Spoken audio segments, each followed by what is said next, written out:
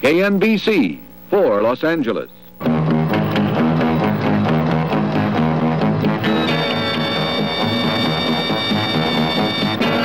This is the KNBC News Service with Jess Marlow. Good evening. President Nixon returns to Washington tomorrow after an 8-day tour of 5 European nations. Today, Mr. Nixon met with Vietnam negotiators in Ireland and reportedly issued new instructions in an effort to speed up the Paris peace talks. The president spent much of the day resting after rain and windy weather had forced the cancellation of a fishing trip.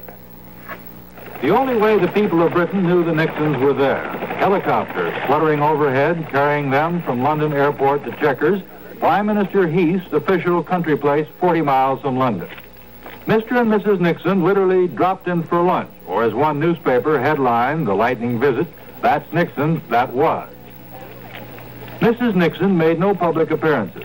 Her husband made no speeches, but did manage, before and after the lunch, to exchange opinions with Mr. Heath on what the Russians are up to and what to look for next in the Middle East. The president likes Edward Heath and had a chance to congratulate him personally on his come-from-behind election victory 3 months ago. They agreed Heath will repay the call by visiting Washington later in the year. Yesterday was a first of sorts for the Queen.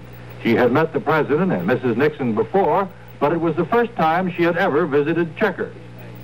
British leaders have been spending weekends there since Lloyd George, but it took a luncheon in honor of an American president for Queen Elizabeth to bend protocol and go visit a prime minister at the official country residence.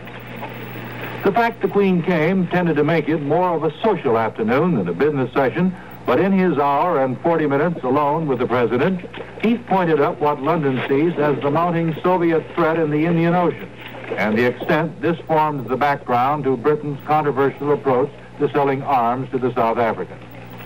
Despite American misgivings about the arms, Heath appears to have persuaded the president at least to consider the Soviet threat there jointly. As for Soviet intentions generally, the president and prime minister found so many imponderables in the present situation, they perhaps had more cause for apprehension than for cheer. On one thing, they and all those at Chequers agreed. It was a lovely day for lunch in the country. Ray Scherer, NBC News, London. NBC News will present a half-hour special on the president's tour immediately following the news service.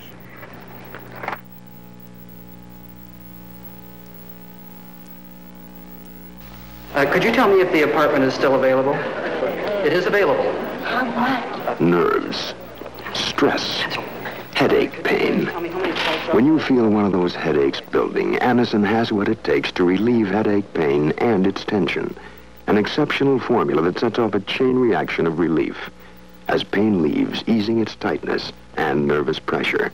That's how Anacin relieves headache pain and its tension. Try Anacin.